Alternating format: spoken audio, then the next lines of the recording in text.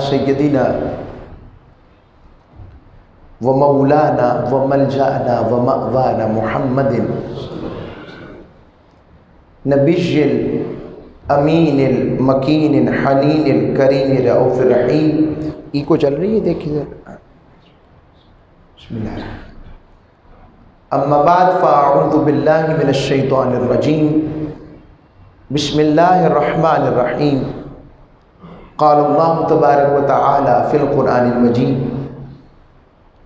هو الذی بعث فی الأمیین رسولا منهم يتلو عليهم آیاته ويزكيهم ويعلمهم الكتاب والحکمة وإن كانوا من قبل لفي ضلال مبين وآخرين منهم لما يلحقوا بهم وهو العزيز الحكيم. صدق اللہ مولانا العظیم و صدق رسولہ النبی الامین الکریم. حاضرین گرامی قدر، سامعین ذی وقار، اللہ رب العزت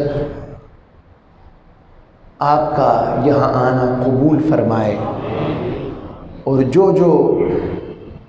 حاجات لے کر، جو دعائیں لے کر، جو التجائیں لے کر، اور جو مقاصد اللہ اس کے رسول کی بارگاہ سے خیر پانے کے لیے آپ آتے ہیں، تگودو کرتے ہیں، اپنی تجارت بند کرتے ہیں، کام چھوڑتے ہیں، اپنا سودا اللہ کے ساتھ کرنے کے لیے آ جاتے ہیں، اور جب آپ ارادہ کر لیتے ہیں اللہ کی رحمت تبھی آپ کو اپنے دامن میں لے لیتی ہے. اور حضور نے ارشاد فرمایا، میں حدیث سناتا ہوں آپ کو، بار بار سنایا کریں، جس کا ایک قدم بھی اللہ کی راہ میں غبار آلودہ ہو گیا. اللہ کی راہ میں چلتے ہو، دکان پر تو آنا تھا، کام پر تو آنا تھا، مگر نیت یہ کہ یار آج جمعہ پڑھنے جا رہے ہیں. جب تک جمعہ پہ نہیں پہنچے، موٹر سائیکل پہ چل رہے ہیں، دھول مٹی پڑ رہی ہے، مٹی گرد بھی پڑ رہی ہے، پیروں پر بھی پڑ رہی ہے. اللہ کے حبیب نے فرمایا، اللہ ایسے شخص پر جس کے قدم اللہ کی راہ میں چلتے ہوئے غبار آلودہ ہوئے، اللہ کے حبیب نے فرمایا اس پر اللہ دوزخ کی آگ حرام کر دیتا. اللہ کے حبیب نے فرمایا. اللہ آپ سب کو سلامت رکھے. میں بڑے بڑے پیارے چہرے عرصے بعد دیکھ رہا ہوں، تو وہ تشریف لائے ہیں، میں ان کو، اور جو آپ سب پیارے پیارے لوگ آئے ہیں. آپ یقین جانے میں پورا لاہور پھرتا ہوں، پورا پاکستان پھرتا ہوں، یا جہاں بھی نوکری کے لیے جاتا ہوں، آپ یقین جانیں مجھے جو ذوق یہاں نصیب ہوتا ہے، جو ذوق یہاں ہمیں ایک دوسرے کو آتا ہے، مجھے نہیں آتا، کم آتا ہے، کم ہے. یہ آپ کو سچ بول رہا ہوں، سچ بول رہا ہوں. یہ ایسا ہے، یہ ذوق مجھے اور کم آتا ہے. میں دیکھتا ہوں وہ چہرے جب جیسے یار کا ذکر شروع ہو تو چہرے کھلکھلا اٹھیں، روحیں بیتاب ہو جائیں، اور حضور کی محبت میں آنکھیں چھلک جائیں کیفیت میں. تو میں ایسا، بھئی اچھے لوگ ہر جگہ ہیں، میں کسی کا، بھئی دنیا سب یہ کہیں گے یہ کیا بات کر رہے ہیں، ہمیں کئی بلاتے ہیں ساتھی، تو مگر آپ کو سچ بول رہا ہوں. میں سب کو کہتا ہوں آپ نے باذوق ساتھی دیکھنے ہو نا، بڑے بڑے پیارے ثنا خان پورے پاکستان کے، میں کہتا ہوں آپ نے نعت پڑھنی، آپ چاہتے ہیں آپ کو یہ نہ کہنا پڑے ہاتھ چکو تو فلاں کرو، آپ کو ذوق والے سنائیں، کہتے وہ کہاں ملتے ہیں. میں نے کہا میرے پاس آیا کریں، ہم آپ کو سنوائیں گے. اللہ آپ کو آباد رکھے، خوش رکھے. آج کا موضوع جو ہم نے رکھا ہے وقت کی مناسبت میں، وہ ان کا موضوع ہے جن کے صدقے ہمیں دین کی خیر ملی ہے، اور دین جو اتنا آسان ہو کر ہمیں میسر آیا. آج ہم امام الائمہ فی الحدیث، امام الائمہ فی الفقہ، زبدۃ العلم والتحقیق، متقی الزمان، تابع الخبیر، بشارت مصطفیٰ، امام اعظم ابو حنیفہ نعمان بن ثابت، دعائے علی المرتضیٰ، دعائے علی المرتضیٰ، حضرت نعمان بن ثابت رضی اللہ تعالیٰ عنہ، جن کو ہم امام اعظم ابو حنیفہ فرمائے، ان کا لقب و ٹائٹل پکارتے، امام اعظم رضی اللہ تعالیٰ عنہ رحمہ اللہ تعالیٰ، آپ کی سیرت اور آپ کی شان کے متعلقہ بات کریں گے، ہمیں پتہ تو لگے ہم کس امام کو ماننے والے ہیں، ہمیں علم تو ہو کہ امام اعظم کی شان ہے کس مقام والے شخصیت، ہم کہتے ہیں ہم حنفی ہیں، کیوں ہیں؟ اسی سے اندازہ لگائیں ان کی حنفیت کو اتنا رب نے اور آقا علیہ السلام نے قبول فرمایا ہے کہ پوری دنیا میں 70% سے زائد، میں احتیاط سے کہہ رہا ہوں ہے زائد، پوری امت مسلمہ میں 70% سے زائد فقہ حنفی چلتی ہے، فقہ حنفی پر چلنے والے پوری دنیا میں 70% امام اعظم کی ان کی تقلید والے ہیں، یہ امام اعظم، تو کیا یہ ہماری ان کی مرضی ہے؟ پتہ نہیں کتنا خدمت کی ہے، نوکری کی ہے کہ اللہ اور اس کے رسول نے قبول فرما لی۔ ہم باقی آئمہ کو بھی مانتے ہیں، امام احمد بن حنبل ہوں، امام شافعی ہوں، امام مالک ہوں رضوان اللہ اجمعین، مگر ہمیں جو خیر ملی وہ امام اعظم کے در سے ملی ہے۔ قرآن مجید فرقان حمید کی آیت تلاوت کی، اللہ نے ارشاد فرمایا وہی ہے رب کریم جس نے امیوں میں اپنے رسول کو بھیجا، امیوں میں، اگر یہ امی کا لفظ حضور کی طرف ہوتا تو تب ہم انہیں ان پڑھ نہیں کہہ سکتے، ہماری طرف آئے گا تو امی ہمیں کہا جائے گا، حضور کے لیے امی کا لفظ جائز نہیں ہے کہ ان پڑھ کا معنی ان کے لیے کیا جائے امی کا، ہم امی کا معنی حضور کے لیے کرتے ہیں تو اصل کائنات کا کرتے ہیں، یہ ہو چکا، میں آگے چل رہا ہوں۔ فرمایا اب آقا علیہ السلام کی کچھ شانیں بیان ہوئی، فرمایا کہ میرے محبوب کی شان یہ ہے، میرے محبوب کی شان یہ ہے کہ سب سے پہلے یتلو علیہم آیاتہ، وہ ان پر اس کی آیات تلاوت کرتے ہیں، یعنی تلاوت کلام مجید فرمانا میرے حبیب مکرم علیہ الصلوۃ والسلام کا فریضہ نبوت ہے، تلاوت فرماتے ہیں۔ دوسری شان وَيُزَكِّيهِمْ، ان کا تزکیہ فرماتے ہیں۔ صحابی پتہ ہے ہر غوث قطب ابدال تابعی سے افضل کیوں ہے؟ باقیوں کو محنت کرنی پڑے گی، سب سے پہلے تو ایک تو اس لیے افضل ہیں کہ انہوں نے چہرہ مصطفیٰ کو دیکھا ہے، یہ افضلیت کی ایک وجہ، سب سے بڑی وجہ تو یہ ہے، مگر دوسری وجہ یہ ہے کہ مقام ولایت میں بھی، قربت میں بھی ادنا سے ادنا صحابی کے بھی قدموں کو کوئی غوث، کوئی قطب، کوئی ابدال نہیں پہنچ سکتا۔ وجہ ایمان لانے کے بعد جب نظر مصطفیٰ پڑی تو سارا تزکیہ ہو گیا، ہائے ہائے ہائے، وہ تزکیہ جس کے لیے سالوں کی ضرورت تھی حضور نے لمحے بھر میں کر دیا۔ یہ تخصیص بس صحابہ، یہ صحابہ کے لیے تخصیص رکھی گئی ہے۔ تو فرمایا وَيُعَلِّمُهُمُ الْكِتَابَ وَالْحِكْمَةَ، تمہیں کتاب و حکمت کی تعلیم دیتے ہیں۔ اسی طرح کا بیان سورہ بقرہ شریف میں آیا، رب باری تعالیٰ سورہ بقرہ شریف آیت نمبر 152 ہے یا 53، ارشاد فرمایا کما ارسلنا فیکم رسول، منکم رسولا منکم یتلو علیکم آیاتنا ویزکیکم ویعلمکم الکتاب والحکمہ ویعلمکم ما لم تکونوا تعلمون.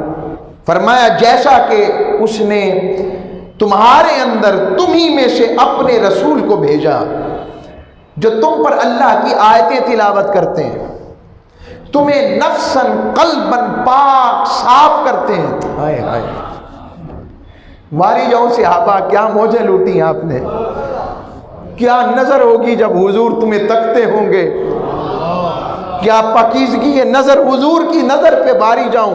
وہ آنکھ جس نے معراج کی شب رب کو دیکھا، وہ جب آنکھ بشر پر پڑتی ہوگی، صحابی پر پڑتی ہوگی، کیا مقام ہوگا اس کا. واہ واہ.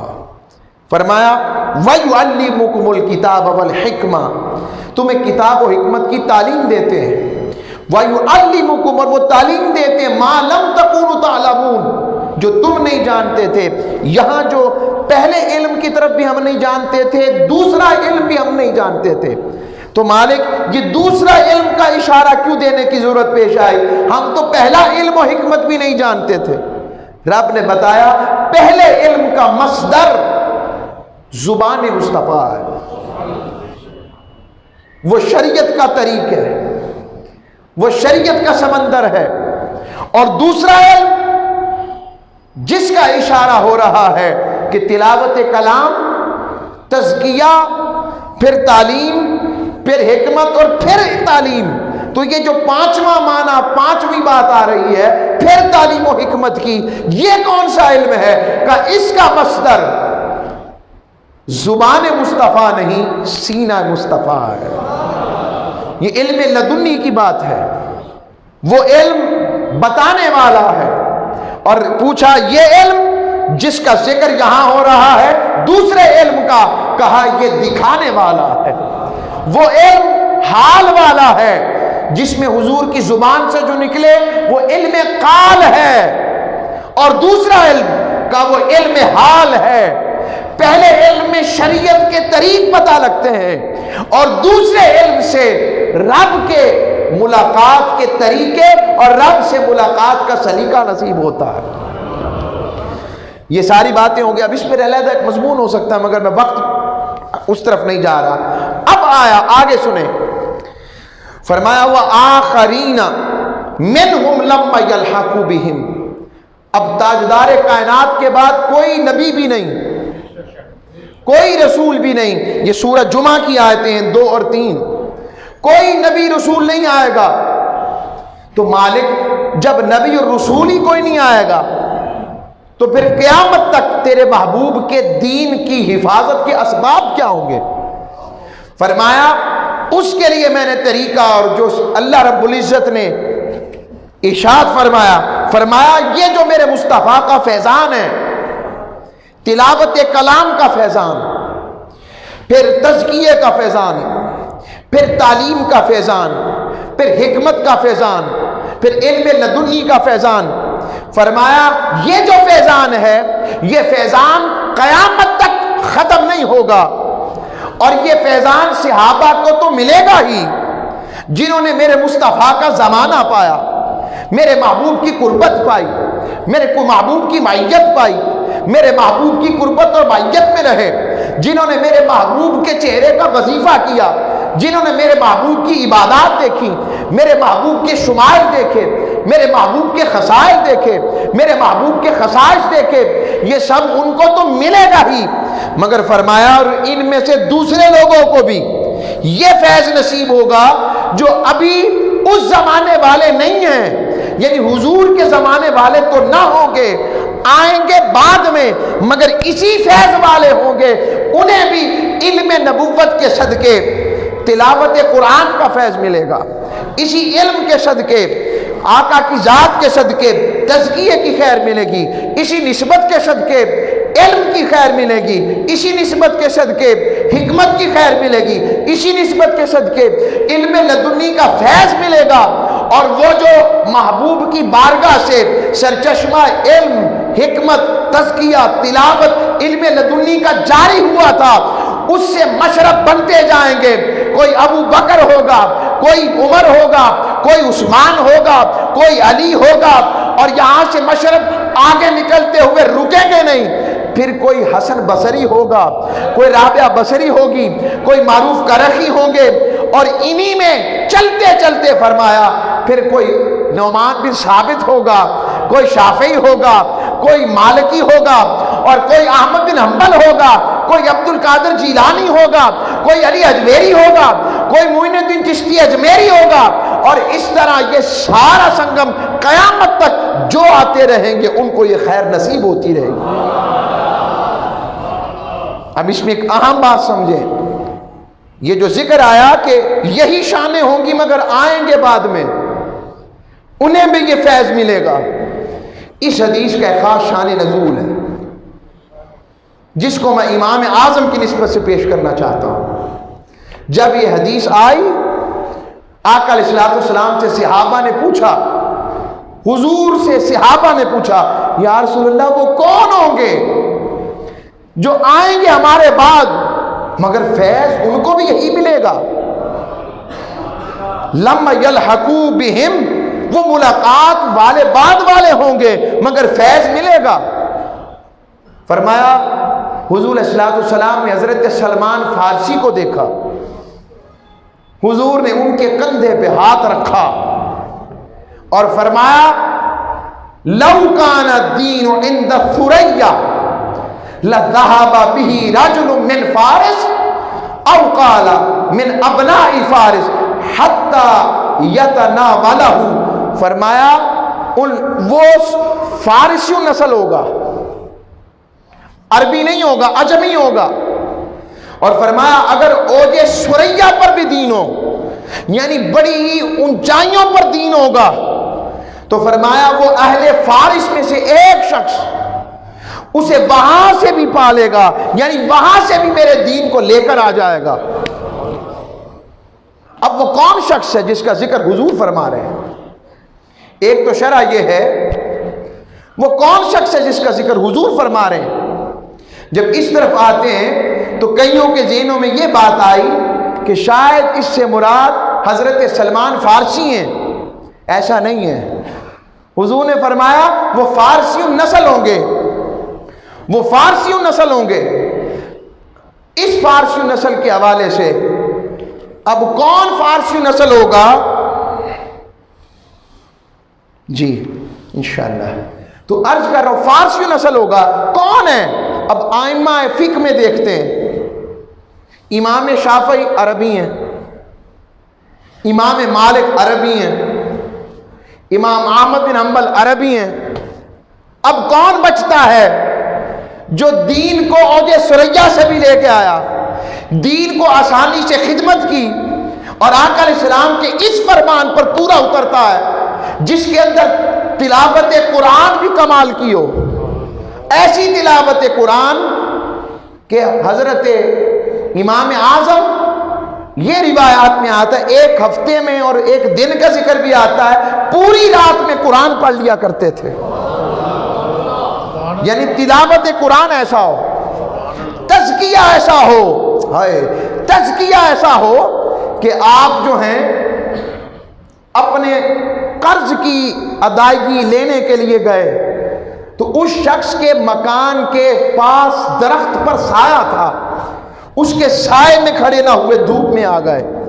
پوچھا امام اعظم آپ دھوپ میں کھڑے کیوں ہو گئے؟ فرمایا کہیں اس کے سائے میں کھڑا ہو جانا سود شمار نہ ہو جائے. تقویٰ کا یہ عالم,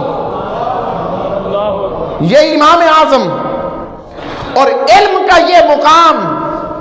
امام مالک فرماتے ہیں لوگوں یہ ہے ابو حنیفہ, نعمان بن ثابت, امام مالک جیسا امام کہے, اور وہ فرمائیں اگر یہ چاہیں اس پلر کو, اس ستون کو سونے کا ثابت کرنا تو یہ اپنے دلائل سے ثابت کر دیں گے کہ یہ اینٹوں کا نہیں, کنکریٹ کا نہیں, لکڑی کا نہیں, بلکہ سونے کا ستون ہے. یہ اتنے علم کے اندر اپنے دقیق اور اپنا مقام رکھتے ہیں. اور آگے آ جائیں, کون سا علم و حکمت عطا ہوا؟ وہ علم و حکمت کہ جن کے تقوی اور طہارت کی باتیں ایسی، کہتے ہیں کہ جب کوئی مسئلہ پیش آتا تو 40 لوگوں کی، چلیں اس کو آگے لے کر آتا ہوں، تو اس سے مراد امام اعظم کی ذات ہے، جن کے اندر یہ ساری باتیں موجود ہیں، جو فارسی نسل بھی ہیں، جنہوں نے آقا علیہ الصلوۃ والسلام کے دین کی نوکری بھی کی، تو وہ نعمان بن ثابت امام اعظم ابو حنیفہ ہیں۔ اور اگلی بات، امام اعظم کی پیدائش 80 ہجری کی ہے۔ کب کی جی؟ 80 ہجری کی پیدائش ہے امام اعظم کی۔ اور 80 ہجری سے مراد کیا ہے؟ صحابہ کے دور میں پیدا ہو رہے ہیں۔ کن کے دور میں؟ صحابہ کے دور میں پیدا ہو رہے ہیں۔ روایات مختلف ہیں، کوئی کہتا ہے 60 ہجری بھی ہے، کوئی کہتا ہے کہ 70 ہجری بھی ہے، مگر 80 ہجری پر اجماع ہے۔ پھر اگلی بات ایک اور دے دیتا ہوں، امام اعظم کے جو دادا تھے، آپ کے جو دادا ہیں، ان کے دادا کا نام زوتا تھا، زوتا بن ماہ۔ یہ حضور صلی اللہ علیہ وسلم کے بعد دور میں ایمان لائے۔ اور اگلی بات اور کہنے لگا ہوں کہ جب یہ بچے تھے، ان کے دادا اپنے بیٹے کو، یعنی امام اعظم کے ابو کو، حضرت ثابت، یہ پیدائشی مسلمان تھے، انہیں لے کر مولا علی کی بارگاہ میں نوروز کے دن پیش ہوئے۔ سبحان اللہ۔ وہ فارسی نسل تھے نا، تو نوروز ان کے ہاں ایک جشن، علاقائی ثقافت کا ایک میلہ اور مقام اور دن ہوتا، پیش ہوئے، فلودہ پیش کیا۔ فرمایا آج ہمارا نوروز ہے، اس لیے میں فلودہ لایا ہوں۔ امام اعظم نے فرمایا، حضرت مولا علی المرتضیٰ نے فرمایا، ہمیں نوروز کی دن کی ضرورت نہیں ہوتی، ہمارا ہر روز ہی نوروز ہوتا ہے۔ تو جب وہ بیٹے کو دیکھا تو فرمایا اللہ اس کو برکت عطا فرمائے، اس کی اولاد میں برکت عطا فرمائے۔ اب یہ تو نہیں ہوتا کہ چھوٹے بچے کے لیے تو دعا کی جاتی ہے، مگر چھوٹے بچے کی بھی اولاد کے لیے دعا، اس کا مطلب مولا علی جو دیکھ رہے تھے وہ کوئی اور دیکھ نہیں رہا تھا، کیونکہ انہیں بھی نظر نبوت کا فیض ملا تھا نا، آخر شہر علم کے دروازے تھے، یہ خیر ملا تھا۔ تو جب یہ معاملہ ہوا تو امام اعظم جو ہیں وہ 80 ہجری میں کوفہ میں پیدا ہوئے، 80 ہجری میں کوفہ میں پیدا ہوئے۔ اب سوال پیدا ہوتا ہے اس دور میں کتنے صحابہ حیات تھے؟ پہلے تو یہ بات بتا دوں، مختلف اقوال ہیں اس پر۔ کوئی کہتا ہے امام اعظم نے 4 صحابہ کا زمانہ پایا، کوئی کہتا ہے کہ 18 صحابہ کا زمانہ پایا، اور اسی میں آگے بڑھتے جائیں تو 22 صحابہ کا ذکر آتا ہے جن کا زمانہ امام اعظم نے پایا ہے۔ کنہوں نے؟ کتنے؟ اب تابعی کسے کہتے ہیں؟ صحابی وہ ہوتا ہے جس نے حضور کو دیکھا ہو، تو تابعی کون ہوتا ہے؟ جس نے صحابی کو دیکھا ہو۔ تو معروف اور مشہور کون ہوگا؟ جو بعد تبع تابعین کے زمانے کے بعد آئے، یا جو جس کا زمانہ حضور کے زمانے کے قریب ہو۔ تو جو جتنا زمانہ مصطفیٰ کے قریب ہے، اسی طرح فیضان نبوت و علم مصطفیٰ، تزکیہ مصطفیٰ، تلاوت قرآن مصطفیٰ اور علم لدنی مصطفیٰ، وہ اتنا ہی قریب مصطفیٰ کریم کے ساتھ ہے، اس سے باہر والی بات ہی نہیں ہے۔ تو اس کے اوپر مختلف اقوال ہیں، یعنی 22 صحابہ کی زیارت کی ہے امام اعظم نے۔ کئی اس پر بھی بات کرتے ہوئے پائے گئے ہیں وہ تو انہوں نے تو صحابہ کو دیکھا ہی نہیں ہے، جس کو پتہ ہی کچھ نہیں وہ بھی امام اعظم پر بات کرے۔ ارے جانو تو صحیح اور پڑھو تو صحیح، کیا پتا ہو امام اعظم کون ہے جن کی بشارت میرے مصطفیٰ عطا کریں، اور جن کی بشارت حضور دیں، وہ چھوٹے آدمی ہوں گے؟ اور یہ جو میں نے حدیث سنائی نا کہ اوج سریا پر بھی دین ہوگا، یہ مسلم شریف کی حدیث ہے۔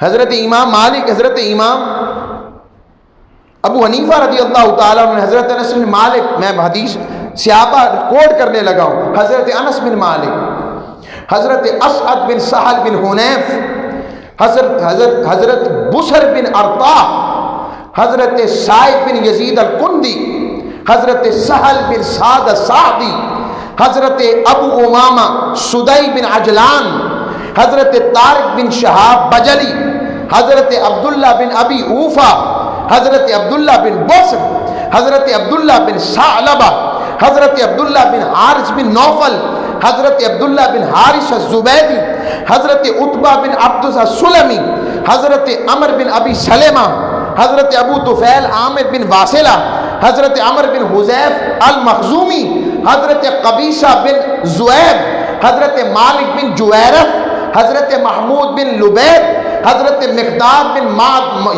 مادقرب، حضرت مالک بن اوس اور حضرت واصلہ بن اسقا رضوان الاجمعین. اتنے صحابہ کا زمانہ امام اعظم نے پایا ہے. میں نے کہا ریکارڈ بھی ہو جائے تاکہ کوئی یہ نہ کہ کتنا کا زمانہ پایا ہے. میں نے سب کی تفصیل دے دی ہے. ٹھٹھا کے امام ہاشم نے انہوں نے اس کو ذکر کیا ہے، امام سیوطی نے اس کو ذکر کیا ہے، امام ابن حجر اسقلانی نے اس کو ذکر کیا ہے، امام ابن خلقان نے اس کو ذکر کیا ہے، امام ذہبی نے اس کا تذکرہ فرمایا ہے. پھر آگے آتے جائیں، حضرت عبداللہ بن اسعد یافعی نے اس کا ذکر فرمایا، امام ابن معقولہ نے اس کا ذکر فرمایا، امام ابو بکر حلال بن حلال نے اس کا ذکر فرمایا. آپ میں سے کہیں گے اس حوالوں کی ضرورت؟ میں حوالے اس لیے دیتا جا رہا ہوں کہ آپ کو پتہ لگے کہ امام اعظم کی ثقافت کیا ہے. 22 صحابہ کی زیارت کی ہے امام اعظم نے، اور کوفہ میں پیدا ہوئے، اور آپ کے اساتذہ کی تعداد 4000 کے قریب ہے. کس طرح علم کے لیے تگودو کی ہوگی. 4000 صحابہ، 4000 اساتذہ ہیں. اور اگلی بات ایک اور پیش کر دیتا ہوں امام اعظم کے حوالے سے. امام اعظم ابو حنیفہ رضی اللہ تعالیٰ عنہ، آپ 9 ائمہ اہل بیت کے شاگرد ہیں، یعنی آل پاک سے مودت کا یہ عالم ہے. جتنے اس وقت شہزادہ اہل بیت موجود تھے، امام اعظم نے سب کی شاگردی اختیار کی. امام محمد باقر کے شاگرد، امام زین العابدین کے شاگرد، حضرت امام محمد جعفر صادق کے شاگرد، امام زین العابدین تو پہلے کے ہیں ان سے، امام عبداللہ بن علی کے شاگرد، امام جعفر صادق کے شاگرد، پھر امام حسن مجتبیٰ میں حضرت عبداللہ بن حسن المثنیٰ کے شاگرد، امام حسن بن زید کے شاگرد، حسن بن ابن حنیفہ کے شاگرد. اس طرح امام جعفر بن تماس بن عباس کے شاگرد، جو حضرت عباس کی آل سے تھے، ان کے شاگرد. اور اسی طرح امام اعظم، ان کے بھی وارث، اور حضرت فاروق اعظم، حضرت صدیق اکبر، ان کی آل کے بھی امام اعظم شاگرد ہیں. یہ ان کا محبت و تعظیم صحابہ کا عقیدہ نظر آ رہا ہے. یہ میں آپ کو ساری باتیں پیش کر رہا ہوں اس حوالے سے.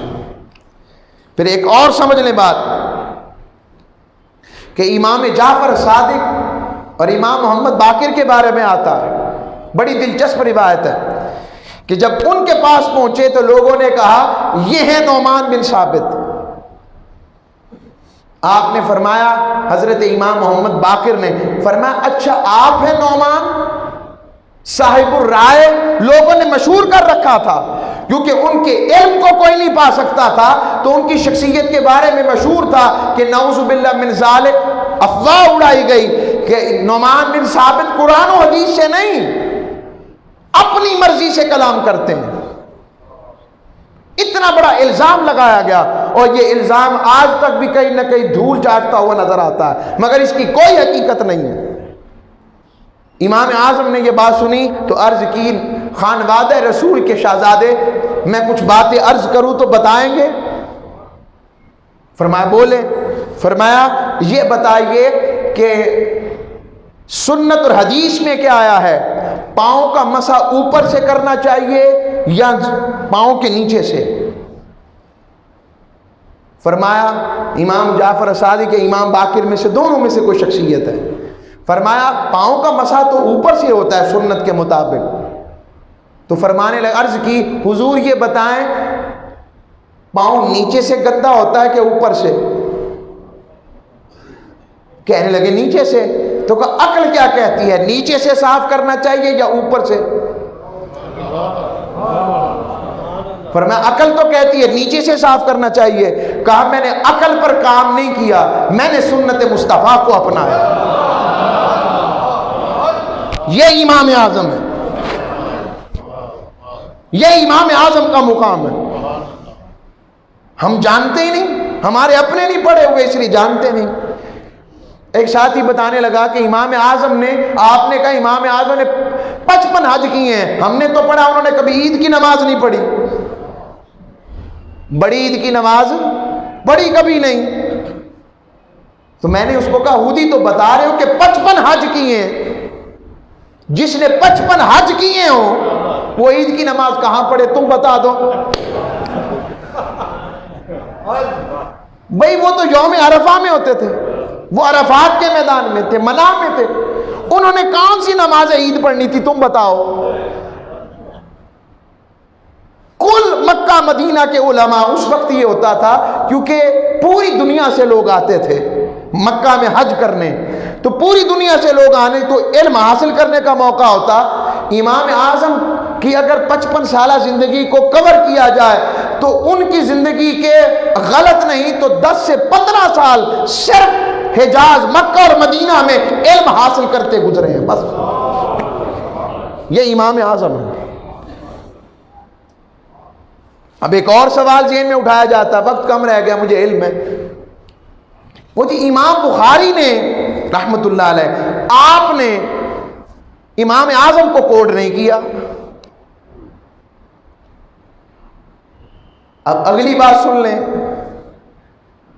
اگر یہ بات آئے اور ذہن میں یہ سوال آ جائے امام بخاری کی حدیث میں جو طریقہ نماز آتا ہے وہ امام اعظم کا تو نظر نہیں آتا، اور ہمارے ساتھی پریشان ہو جاتے ہیں.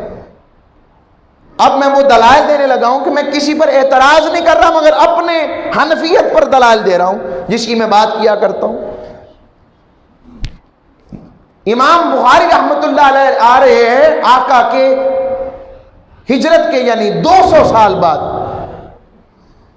اور امام اعظم آ رہے ہیں 80 ہجری میں. اور یہ بھی بتا دوں کتنی عمر میں کوئی صحابی کتنی عمر میں حدیث روایت کرے تو قبول کر لی جاتی ہے، میں اس پر بھی اصول دے دیتا ہوں، امام بخاری کا ہی اصول دے دیتا ہوں. آپ فرماتے ہیں 4 سال تک اور ایک روایت میں 5 سال تک کی عمر میں جو صحابی حدیث روایت کرے اسے لے لو. اور اس پر آگے دلائل ہیں، وقت نہیں ہے اس کا.